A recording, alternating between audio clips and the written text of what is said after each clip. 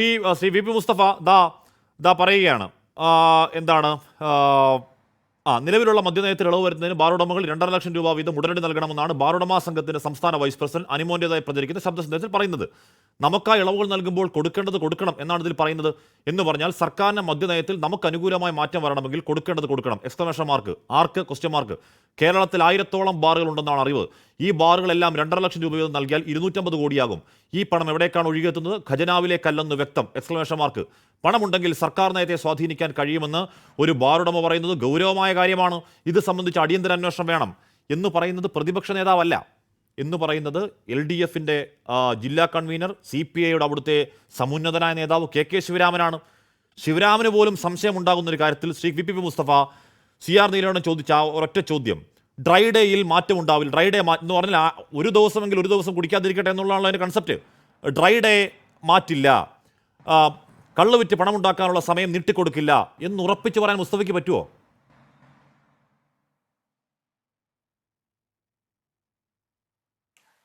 ആര് എവിടെ പണം പിരിച്ചാലും അതിൽ 1 രൂപ പോലും CPMന്റെ അക്കൗണ്ടിൽ സ്വീകരിക്കില്ല, സഖാവ് MB രാജേഷിന്റെ അക്കൗണ്ടിലും സ്വീകരിക്കില്ല. അക്കാര്യം അതാണ് നിങ്ങൾ ചോദിക്കേണ്ടിയിരുന്നത്.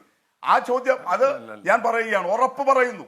CPMന്റെ പ്രതിനിധി എന്നുള്ള നിലയിൽ ഈ പറയുന്ന ആരെവിടെ പിരിച്ചു എന്നാണല്ലോ നിങ്ങൾ പറയുന്നല്ലോ, പിരിവ് നടക്കുന്നുണ്ടെന്ന്. ആ പിരിവ് ആരെവിടെ നടത്തിയാലും കേരളത്തിലെ സർക്കാരിനെയോ അതിന്റെ എക്സൈസ് വകുപ്പിനെയോ സ്വാധീനിക്കാനാണെങ്കിൽ അതൊന്നും സ്വീകരിക്കില്ല. 8 വർഷമായി ഈ ഗവൺമെന്റ്, സഖാവ് TP രാമകൃഷ്ണൻ 5 വർഷം മന്ത്രിയായിരുന്നു. 2 വർഷത്തിനടുത്ത് സഖാവ് MV ഗോവിന്ദൻ മാഷ് മന്ത്രിയായി, സഖാവ് MB രാജേഷ് വന്നു. ഈ 8 വർഷത്തിനിടയിൽ നിങ്ങൾ ഈ പറയുന്ന 800ഓളം ബാറുകൾ കൊടുത്തല്ലോ. ഓരോ ബാർ കൊടുക്കാനും വലിയ നടപടികളാണല്ലോ ഹാഷ്മി. അതിന്റെ ഏതെങ്കിലും ഒരു ഘട്ടത്തിൽ ഈ പ്രതിപക്ഷത്തിനോ മാധ്യമങ്ങൾക്കോ ആരോപിക്കേണ്ടി വന്നോ ബാർ ലൈസൻസ് അനുവദിക്കാൻ വേണ്ടിയിട്ട് ഇതാ മന്ത്രിയുടെ ഓഫീസിൽ പോകണം, അവിടെ കാഴ്ചവെക്കണം? ഇല്ലല്ലോ. ഒന്നാം ബാർക്കോള എന്ന് നിങ്ങൾ പറയുന്നത് ഏതിനു വേണ്ടിയിട്ടായിരുന്നു? മദ്യനയത്തിന്റെ കാര്യത്തിലായിരുന്നില്ല. ഒന്നാം ബാർക്കോള വിവാദം ഉണ്ടായത് തന്നെ ബാറുകൾക്ക് ലൈസൻസ് അനുവദിക്കുന്ന വിഷയത്തിലായിരുന്നു. ഇതുപോലെ ഒരു ചാനൽ ചർച്ചയിൽ UDFന്റെ ഭാഗമായി നിൽക്കുന്ന, അവരോട് താല്പര്യമുള്ള ഈ ലോക്സഭാ തെരഞ്ഞെടുപ്പിൽ പോലും ആറ്റിങ്ങൽ മണ്ഡലത്തിലെ UDF സ്ഥാനാർത്ഥിക്ക് വേണ്ടി വോട്ട് പിടിക്കാൻ പോയ ബാർ മുതലാളി ബിജു രമേശ് വന്നിട്ടാണ് പ്രഖ്യാപിക്കുന്നത്. ഏതെങ്കിലും അശരീരിയിലുള്ള ആധികാരികതയില്ലാത്ത ഒരു ശബ്ദരേഖയായിരുന്നില്ല, നേരിട്ടൊരു ചാനലിലാണ്. അന്ന് 1 മണിക്കൂർ ചർച്ച അദ്ദേഹത്തിന്റെ വിസ്ഫോടനാത്മകമായ വെളിപ്പെടുത്തലോടുകൂടി നീണ്ടുപോയി. അതിലിപ്പോഴും കേസുണ്ട്. CR നീലകണ്ഠൻ സഖാവ് കാര്യങ്ങൾ പഠിക്കുന്ന ഒരാളാണല്ലോ. നിയമസഭ പ്രശ്നങ്ങളുടെ മാത്രം കേസല്ല കിടക്കുന്നത്. K ബാബു, അന്നത്തെ എക്സൈസ് വകുപ്പ് മന്ത്രി, പ്രതിയായ കേസ് ഇപ്പോഴും നടക്കുന്നുണ്ട്. അദ്ദേഹം ഹൈക്കോടതിയിൽ പോയി അത് തള്ളിക്കാൻ ശ്രമിച്ചു. പക്ഷെ ഹൈക്കോടതി നിശിതമായ വിമർശനത്തോടു കൂടിയാണ് ബാബുവിന്റെ ആ ഹർജി തള്ളിക്കളഞ്ഞത്. കോടതിയിലാണ് ഇനി തീരുമാനിക്കേണ്ടത്. കെ എം മാണി എന്നേ പറഞ്ഞിട്ടുള്ളൂ. പക്ഷെ അന്ന് കെ എം മാണി മാത്രമായിരുന്നില്ല. K ബാബുവിന്റെ പേര് രമേശ് ആരാ പറയുന്നത്? ബിജു രമേശാ പറയുന്നത്. K ബാബുവിന്റെ പ്രൈവറ്റ് സെക്രട്ടറി K ബാബുവിന് കൊണ്ടുപോയി പണം കൊടുത്തു ബാർ ലൈസൻസ് അനുവദിക്കാനാണ്. ആ പണം പ്രൈവറ്റ് സെക്രട്ടറി വാങ്ങിച്ച് കാറിൽ കൊണ്ടുപോയി വെച്ചു. ആരാ സാക്ഷി? ചേംബർ ഓഫ് കൊമേഴ്സിന്റെ അന്നത്തെ ഭാരവാഹി റസീഫ് സാക്ഷി നേരിട്ട് വന്ന് നിങ്ങളോട് വെളിപ്പെടുത്തി. അന്നത്തെ KPCC പ്രസിഡന്റ് രമേശ് ചെന്നിത്തല MLAക്ക് പണം കൊണ്ടുപോയി കൊടുത്തു എന്ന് ബിജു രമേശ് പേരെടുത്ത് പറഞ്ഞു. പേരെടുത്തിട്ട് രമേശ് ചെന്നിത്തലയുടെ ഇതൊക്കെ കിടക്കുകയാണ്. ഒരു ശബ്ദരേഖ വെച്ചിട്ടാണ് ഞാൻ പറഞ്ഞില്ലേ ഈ കോഴമാണിയായിരുന്നു. നേരത്തെ അബിൻ വർക്കിയും CR നീലകണ്ഠനും അങ്ങയുടെ നിസ്സഹായത മനസ്സിലാക്കുന്നു. കൂടി ചോദിക്കാതിരിക്കാൻ നിവൃത്തിയില്ലല്ലോ. KM മാണി കോഴമാണിയായിരുന്നോ മുസ്തഫ? KM മാണിയുടെ തൊലിക്കെട്ടിയാണ് തിരുവനന്തപുരം മൃഗശാലയിലെ കാണ്ടാമൃഗം. താങ്കൾ ഇങ്ങനെ ഓരോ വാക്കുപയോഗിച്ചിട്ട് ശ്രീ മുസ്തഫ, KM മാണിയുടെ തൊലിക്കെട്ട് കണ്ട് മൃഗശാലയിലെ കാണ്ടാമൃഗം ഭക്ഷണം കഴിക്കാതെ 2 ദിവസം അവശ്യ നിലയിലായിരുന്നു. ഇപ്പോൾ ആരെങ്കിലും പറയുമോ? കേരള ചരിത്രത്തിൽ ബജറ്റ് വിറ്റ് പണമുണ്ടാക്കിയ അധമൻ എന്നിപ്പോൾ KM മാണിയെ പറ്റി ആരെങ്കിലും പറയുമോ? അത് പറയാൻ പറ്റുമോ ശ്രീ മുസ്തഫ?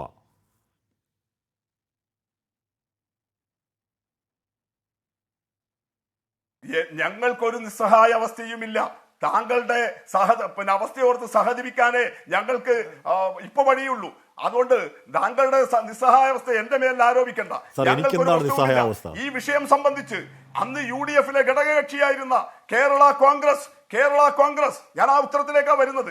കേരള കോൺഗ്രസ് ഒരു അന്വേഷണം നടത്തി. ശ്രീ CF തോമസ് MLA അന്ന് MLA ആയിരുന്നു, അദ്ദേഹം ചെയർമാനായ കമ്മിറ്റി, ആ കമ്മിറ്റിയുടെ വിശദമായ റിപ്പോർട്ട് ഹാഷ്മിയുടെ കയ്യിൽ ഉൾപ്പെടെയുണ്ട്.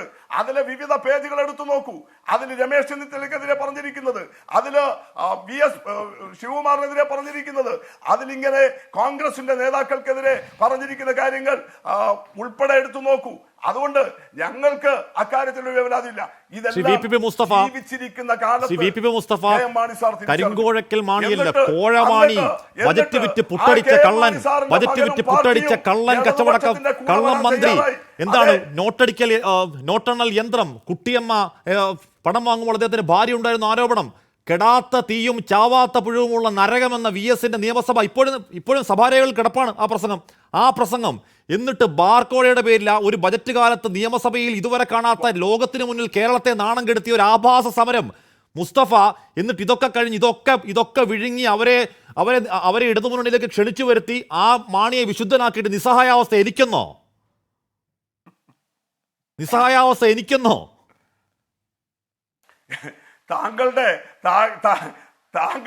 താങ്കൾ ഇടതുപക്ഷത്തെ അപഹസിക്കാൻ വേണ്ടി വളരെ സെലക്റ്റീവ് ആവുന്നു. കാരണം ആ പ്രസംഗത്തിൽ നിന്ന് മാണി സാറിനെ കുറിച്ച് എന്തെങ്കിലും പറഞ്ഞ് ഇപ്പോഴുള്ള ഇടതു മുന്നണിക്കകത്ത് എന്തെങ്കിലും ഒരു കുത്തിത്തിരിപ്പ്, അതിനുവേണ്ടി താങ്കളുടെ സംഭാവന. അങ്ങനെയാണെങ്കിൽ താങ്കൾ അത്ര നീതിബോധമുള്ളയാളാണെങ്കിൽ, താങ്കൾ അത്ര നിഷ്പക്ഷനാണെങ്കിൽ ആ പ്രസംഗത്തിൽ കെ ബാബുവിനെതിരെ പറഞ്ഞതെടുക്കൂ, ആ പ്രസംഗത്തിൽ രമേശ് ചെന്നിത്തലയ്ക്കെതിരെ പറഞ്ഞതെടുക്കൂ. അവരുടെ എല്ലാം രേഖകളിലുള്ള മത്തായിയുടെ സുവിശേഷം അധ്യായം 16 വാക്യം 26 പറയുന്നതാണിത്. സംശയമുണ്ടെങ്കിൽ നോക്കിക്കോളൂ, വചനം സത്യമായി അനുഭവപ്പെടുന്ന ഒരു കാലം വരും മിസ്റ്റർ മാണി. മത്തായിയുടെ സുവിശേഷം അധ്യായം 16 വാക്യം 26 പറയുന്ന ഇത്, സംശയമുണ്ടെങ്കിൽ നോക്കിക്കോളൂ, വചനം സത്യമായി അനുഭവപ്പെടുന്ന ഒരു കാലം വരും മിസ്റ്റർ മാണി. കെടാത്ത തീയും ചാകാത്ത പുഴുവും നിറഞ്ഞ നരകത്തിൽ മാണി വീണുപോകുന്നത് എനിക്ക് ഓർക്കാൻ പോലും കഴിയുന്നില്ല.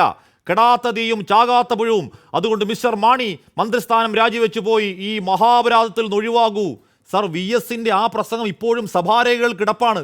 അറ്റ്ലീസ്റ്റ് അത് നീക്കം ചെയ്യണം എന്നെങ്കിലും CPM ആവശ്യപ്പെടുവോ?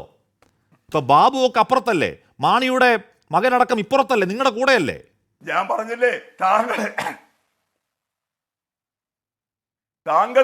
താങ്കൾ എത്ര തന്നെ പ്രകോപനം ഉണ്ടാക്കാൻ ശ്രമിച്ചാലും ഞാൻ പ്രകോപിതനാവില്ല. കാരണം താങ്കൾക്ക് ഇന്ന് ആവശ്യം ഇടതുപക്ഷത്തെ അടിക്കാൻ എന്തെങ്കിലും ഒരു വഴി. അതിന് താങ്കൾ ആദ്യം പറഞ്ഞ ശബ്ദരേഖക്ക് ആധികാരികത പോരാ എന്ന് വന്നപ്പോൾ പഴയൊരു പ്രസംഗത്തിലെ സെലക്റ്റീവ് ഭാഗമെടുത്ത് എങ്ങനെ അടിക്കാമെന്നുള്ള നോട്ടമാണ്. നടക്കില്ല ഹാഷ്മി, നടക്കില്ല. ജനത്തിന് ബോധ്യമുണ്ട് നിങ്ങളുടെ രാഷ്ട്രീയ കളിയും നിങ്ങളുടെ ഇടതുപക്ഷ വിരോധവും. എന്താണ് ജനത്തിന് ബോധ്യം? കോഴമാണി എന്ന് ഉളുപ്പില്ലാതെ നാഴികയ്ക്ക് 400 വട്ടം അധിക്ഷേപിച്ച മാണിയെയും പാർട്ടിയെയും ഇടതുപക്ഷ ക്യാമ്പിലേക്ക് കൈപിടിച്ചു കൊണ്ടുവരുന്നതാണോ ജനത്തിന് ബോധ്യം? എന്നിട്ട് മാണി ഇപ്പോൾ കോഴക്കാരനാണോ എന്ന് ചോദിച്ചു കഴിഞ്ഞാൽ മുസ്തഫയ്ക്ക് മറുപടി ഇല്ലാത്തതാണോ ജനത്തിന് ബോധ്യമാവുക? മാണി കോഴക്കാരനാണെന്ന പഴയ നിലപാടിൽ CPM ഉറച്ചു നിൽക്കുന്നു എന്ന ചോദ്യത്തിന് മുസ്തഫയ്ക്ക് ഇങ്ങനെ മറുപടി പറയാൻ പറ്റൂ?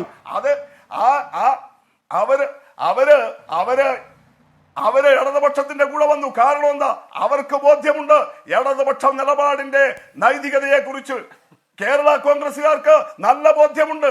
അതുകൊണ്ട് ഹാഷ്മി എത്ര തന്നെ വികാരം ഉണ്ടാക്കാൻ ശ്രമിച്ചാലും ഞങ്ങൾ ഈ പറഞ്ഞു, ഞങ്ങൾ ഈ ആക്ഷേപിച്ചു എന്ന് പറയുന്ന KM മാണി സാറും അദ്ദേഹത്തിന്റെ മകനും അദ്ദേഹത്തിന്റെ പാർട്ടിയും അവരുടെ പിന്നിൽ അണിനിരക്കുന്നവരും നല്ലതുപോലെ ഇടതുപക്ഷത്തിന്റെ നൈതികതയെ അവർക്കത് ബോധ്യപ്പെടുന്നുണ്ട്. പക്ഷേ ഈ തിരുവനന്തപുരം മൃഗശാലയിലെ കാണ്ടാമൃഗം, അതിന്റെ തൊലിക്കട്ടി, മാണിയുടെ തൊലിക്കട്ടി കണ്ട ആ കാണ്ടാമൃഗം വിഷാദവാനാണ് എന്നൊക്കെ കോടിയേരിയുടെ വാക്കിൽ ഇടയ്ക്കെങ്കിലും ഒക്കെ ജോസ് കെ മാണി ഓർക്കാതിരിക്കുമോ? മാണിയുടെ മകനല്ലേ?